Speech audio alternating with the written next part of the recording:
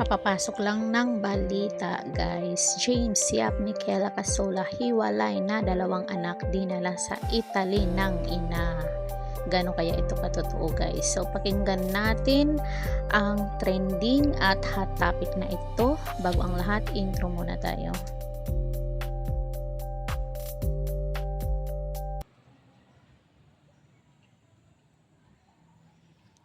Please subscribe Caridad Official TV.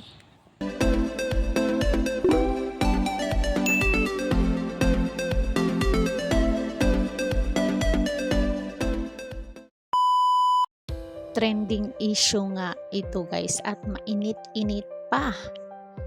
Hiwalay na nga raw ang dalawa at kasalukuyang nasa Italy si Michaela kasama ang dalawa nilang anak ni James na sina MJ 8 years old at Francisca 6 years old.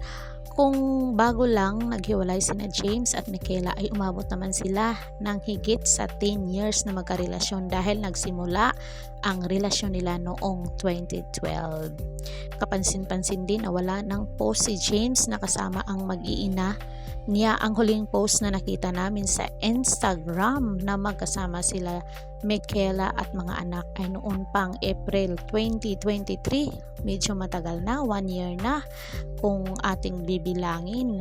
So baka may connection sila sa mga bata at sa suporta ng mga bata.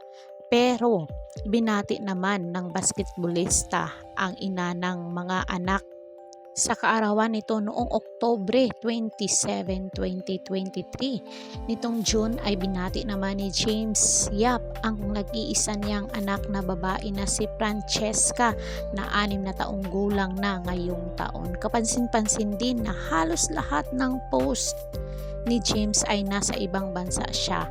Itong nakaraang buwan, pero wala siyang post na kasama ang mag-iina.